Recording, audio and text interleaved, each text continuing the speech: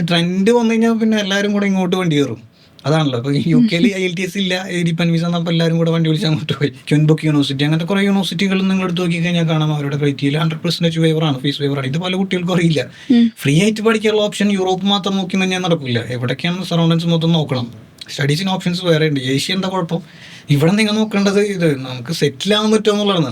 കുറേ സ്റ്റഡി അബ്രോഡിൽ കുറേ country migrate ചെയ്യാൻ കുറേ പേരെ കാണിക്കാം. കുറച്ച് കൂട്ടുകാരൊക്കെ ഇടയിൽ ഞാൻ ഡിഫറെൻ്റ് ആണ്, ഐ ക്യാൻ ഡു സംതിങ്, ഞാൻ പുറത്തോട്ട് പോയി അങ്ങനെ കുറച്ച് ഫ്ലൈങ്ങിൻ്റെ ഒക്കെ സ്റ്റോറീസ് ഇട്ട് അതല്ല മെയിനായിട്ട് നോക്കേണ്ടത് സെറ്റിൽ ആകാൻ പറ്റുമോ എന്നുള്ളതാണ് നോക്കേണ്ടത്. അത് നല്ല രീതിയിൽ അത് പഠിക്കണം.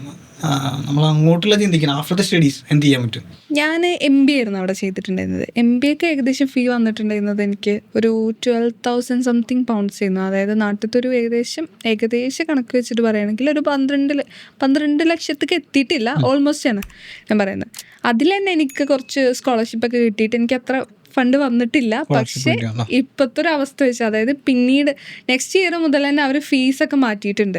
ഞങ്ങളുടെ യൂണിവേഴ്സിറ്റി ആയിരുന്നു കമ്പയറിംഗിൽ കുറച്ച് ഫീസ് കുറവുണ്ടായിരുന്നത്.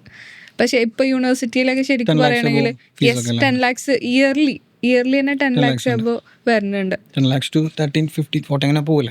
അതെ, അങ്ങനെ ഇയർലി വെച്ച് നോക്കുമ്പോൾ ഏകദേശം 10 lakhs ഒക്കെ വെച്ച് നോക്കുകയാണെങ്കിൽ ഒരു 22 lakhs ഒക്കെ വന്നു കഴിഞ്ഞാൽ തന്നെ ലിവിങ് എക്സ്പെൻസ് എല്ലാവർക്കും ഒരു 35 lakhs വരും. അല്ല ശരിയല്ലേ? അതെ, ഇത് യൂണിവേഴ്സിറ്റി ഫീസ് മാത്രമാണ്. ഇത് പ്ലസ് നമുക്ക് കുറച്ച് വിസ ചാർജ് കാര്യങ്ങള്, ഹോസ്റ്റൽ അക്കോമഡേഷൻ, ഫുഡ്, മിസലേനിയസ് എല്ലാം വരുമ്പോൾ തന്നെ ഏകദേശം 30-35. ആ കാശ് ഉണ്ടെങ്കിൽ തന്നെ യൂറോപ്പിൽ 2 വർഷത്തെ കോഴ്സും പഠിക്കാം, അത് ലിവിങ് എക്സ്പെൻസും കവർ ചെയ്ത് പോകും. അത് കഴിഞ്ഞ് 2-3 വർഷം കിടന്ന് ഉറങ്ങിയാലും കുഴപ്പമില്ല. യൂണിവേഴ്സിറ്റിയുടെ ഒരു ഫീസ് മാത്രമേ വരുള്ളൂ. അല്ല, ഞാനൊരു എക്സാമ്പിൾ പറഞ്ഞത്, ഒരു 10 ലക്ഷം രൂപ ഫീസ് ഉണ്ടെന്നുണ്ടെങ്കിൽ ഇപ്പോൾ പോളണ്ട് പോലത്തെ രാജ്യങ്ങളിൽ, ചെക്ക് റിപ്പബ്ലിക്, ലാറ്റ്വിയ പോലുള്ള രാജ്യങ്ങളിൽ നമ്മൾ ഫീസും അടക്കാം, ലിവിങ് എക്സ്പെൻസും കഴിഞ്ഞ് കിടന്ന് ഉറങ്ങിയാലും കുഴപ്പമില്ല.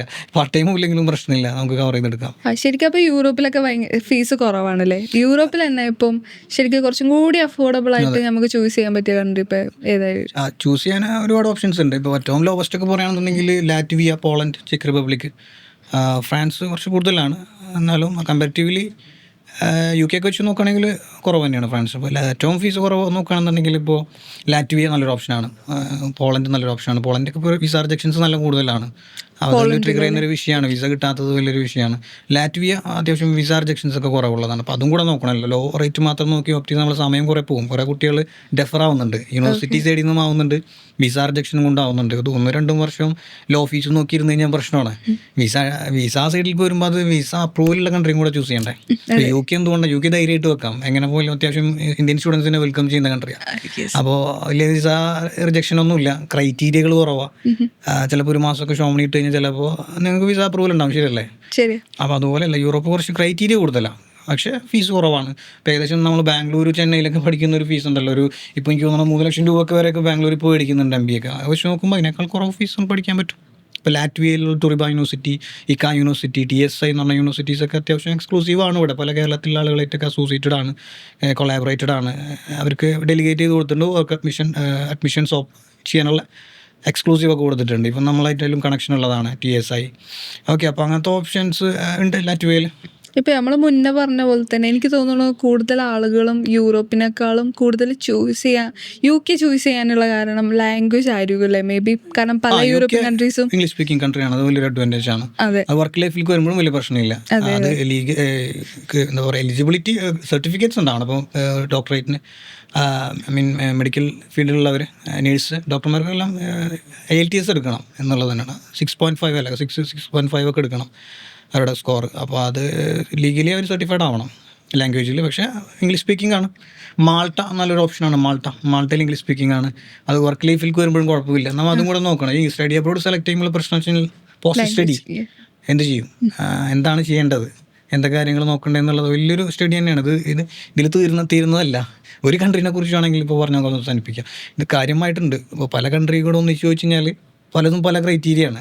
ഓസ്ട്രേലിയ, കാനഡ, USA ക്രൈറ്റീരിയ അല്ല UK. അവർ തമ്മിലുള്ള ക്രൈറ്റീരിയ ഒന്നും സെയിം അല്ല. അവരുടെ UK, ഓസ്ട്രേലിയ, കാനഡ അതുപോലെയല്ല യൂറോപ്പ്, അതുപോലെയല്ല കൊറിയ.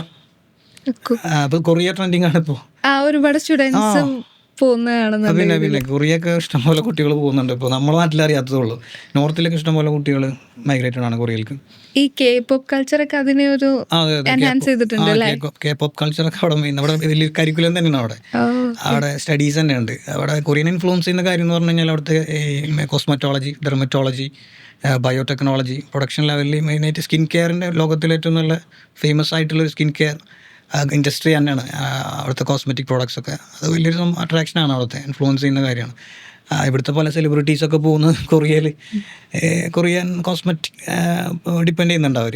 അപ്പോൾ ഇവിടുത്തെ ഒരുപാട് സെലിബ്രിറ്റീസൊക്കെ തന്നെ കൊറിയൻ, സൗത്ത് കൊറിയ കോസ്മെറ്റിക് എന്താ പറയുക തെറാപ്പിയൊക്കെ നോക്കുന്ന ആളുകളാണ്.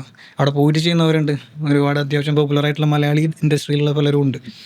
അപ്പോൾ അത് ഇൻഫ്ലുവൻസ് ചെയ്യുന്ന ഒരു കാര്യമാണ് കൊറിയ. അതുമാത്രമല്ല അവിടുത്തെ ലൈഫ് സെറ്റിൽമെൻറ്റ് പേ സ്കെയിൽ കൂടുതലാണ്. ലിവിങ് എക്സ്പെൻസ് ഉണ്ട് അത്യാവശ്യം. വേൾഡിലെ തന്നെ US ഒക്കെ കഴിഞ്ഞാൽ ഒരു തേർഡ് എന്താ പറയുക ലിവിങ് എക്സ്പെൻസ് ഉള്ള ഒരു കൺട്രിയാണ് സൗത്ത് കൊറിയ.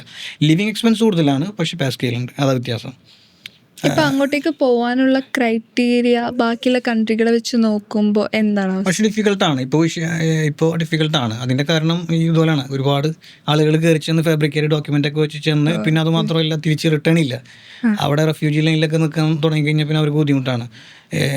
ഒരുപാട് ഇല്ലീഗൽ മൈഗ്രേഷൻ നടക്കുന്നുണ്ട്, പിന്നെ തിരിച്ചു വരുന്നില്ല, അവിടെ ലീഗലായിട്ട് നിൽക്കുന്നില്ല, വിസ റിന്യൂ ചെയ്യുന്നില്ല. അങ്ങനത്തെ വിഷയങ്ങൾ വരുമ്പോൾ ഒരു കൺട്രോൾ കൊണ്ടുവരുമല്ലോ. അതിനാണ് യൂറോപ്പിലും പലയിടത്തും ഉള്ളത്. ഇപ്പോൾ സൗത്ത് കൊറിയ ട്രെൻഡാണ്, ആളുകൾ പോകുന്നുണ്ട്. ഇപ്പോൾ ജപ്പാൻ ഇപ്പോൾ ട്രെൻഡിങ് ആയി വരുന്നുണ്ട്. അത് പലരും കേരളത്തിൽ നിന്നൊക്കെ പോകുന്നുണ്ട്. ജപ്പാൻ വർക്കിങ്ങിന് ഓക്കെ ആയിട്ടുള്ള കൺട്രിയാണ്. അത്യാവശ്യം സാലറി ഒക്കെ കിട്ടുന്ന കൺട്രിയാണ് ജപ്പാൻ. വർക്ക് വിസ ഒക്കെ ആണോ കൂടുതൽ? ഇവിടെ കൂടുതലും ജപ്പാൻ സ്റ്റഡീസ് ഉണ്ട്. നമ്മളെ ജപ്പാൻ, സൗത്ത് കൊറിയ, ചൈന ഇവിടെയൊക്കെ ആദ്യമേ കുട്ടികൾ പോകുന്നുണ്ടായിരുന്നു. നമ്മൾ ഈ ഇപ്പോൾ ജപ്പാൻ്റെ കേസ് പറഞ്ഞാൽ ജപ്പാൻ്റെ കുറേ റീൽ ഇട്ട് കഴിഞ്ഞാൽ ജപ്പാനിൽ ഇൻട്രസ്റ്റഡ് ആയി അതിൽ മെസ്സേജ് അയച്ച് അതെങ്ങനെ ലൈഫ് സ്റ്റൈൽ ഇൻഫ്ലുവൻസ് ആവുന്നുണ്ട് അവർക്ക്. ഞാൻ ആദ്യം പറഞ്ഞല്ലോ, ഈ സോഷ്യൽ മീഡിയ നല്ല രീതിയിൽ ഇൻഫ്ലുവൻസ് ചെയ്യുന്നുണ്ട്. നല്ല രസമാണ് ശരിക്കും. അവിടുന്ന് എന്താ പറയുക, വ്ളോഗൊക്കെ ചെയ്തത് കാണാൻ ഭയങ്കര, നമ്മളെന്നെ ഇങ്ങനെ കണ്ടിരിക്കും. അതാണ് മെയിനായിട്ട്. അതൊക്കെ കാണുമ്പോഴാണ് ഇപ്പോൾ UK ആണെങ്കിലും അങ്ങനെ തന്നെ. ഇപ്പോൾ ജപ്പാൻ്റെ കുറേ ബ്യൂട്ടിയും ജപ്പാനിലെ മറ്റേ ഇപ്പോൾ ഓട്ടോമോട്ടീവ് ഒരു എന്താ പറയുക കാറിനോടൊക്കെ ഭയങ്കര ക്രേസുള്ള ആളുകളൊക്കെ ആണെന്നുണ്ടെങ്കിൽ അവിടെ അത്യാവശ്യം ഒരുപാട് സംഭവങ്ങളുണ്ട് അതുമായി റിലേറ്റഡ് ആയിട്ടുള്ള ഒരുപാട് ക്ലബ്ബുകൾ, അത് ഇത് അതിൻ്റെയൊക്കെ ഞാൻ കണ്ടിരുന്ന ഒരാൾ വീഡിയോസ് ഇട്ടുള്ള. അപ്പോൾ അത് അട്രാക്റ്റഡ് ആവുന്ന ആളുകളുണ്ട്. ഓരോ കാരണങ്ങളുണ്ട് ഓരോരുത്തർക്ക് അവിടെ കയറാനുള്ള ഓരോ രാജ്യത്തിന്. മെയിനായിട്ട് ജപ്പാനിലൊക്കെ അത്യാവശ്യം നടക്കുന്നുണ്ട്. ഇപ്പം ജപ്പാനിൽ കൂടുതൽ എങ്ങനത്തെ കോഴ്സ്?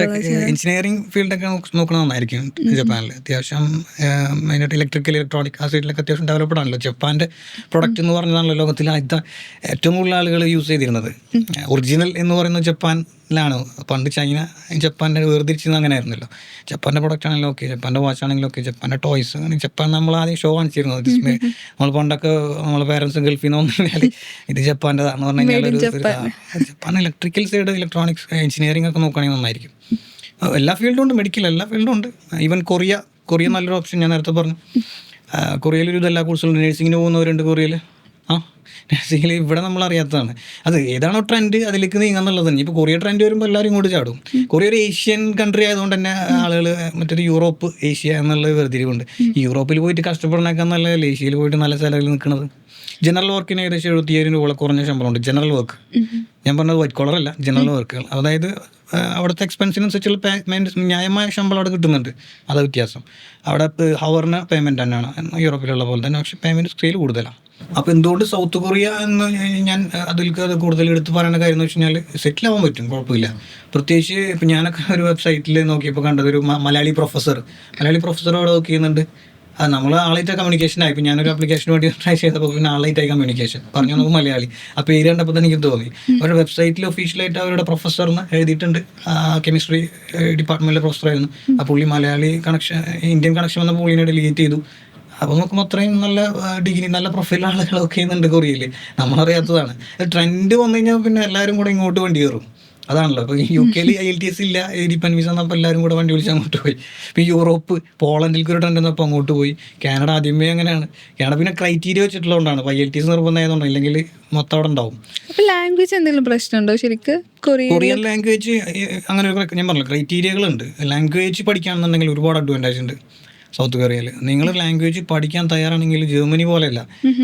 ജർമ്മനി ഓക്കെ, സൗത്ത് കൊറിയയിൽ 100% ഫീസ് ഫ്രീ ഉണ്ട്. ലാംഗ്വേജ് പഠിക്കുന്ന 100% സ്കോളർഷിപ്പ് ഉള്ളതുണ്ട്.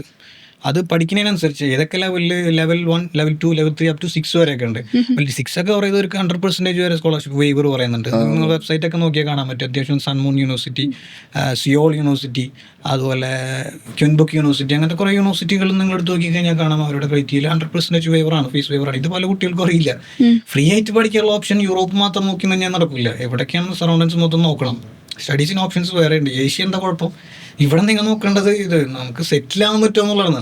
കുറേ സ്റ്റഡി അബ്രോഡിൽ കുറേ കൺട്രി മൈഗ്രേറ്റ് ചെയ്യാൻ കുറേ പേരെ കാണിക്കാം. കുറച്ച് കൂട്ടുകാരൊക്കെ ഇടയിൽ ഞാൻ ഡിഫറെൻ്റ് ആണ്, ഐ ക്യാൻ ഡു സംതിങ്, ഞാൻ പുറത്തോട്ട് പോയി അങ്ങനെ കുറച്ച് ഫ്ലൈങ്ങിൻ്റെ ഒക്കെ സ്റ്റോറീസ്. അതല്ല മെയിനായിട്ട് നോക്കേണ്ടത് സെറ്റിൽ ആവാൻ പറ്റുമോ എന്നുള്ളതാണ് നോക്കേണ്ടത്. അത് നല്ല രീതിയിൽ അത് പഠിക്കണം.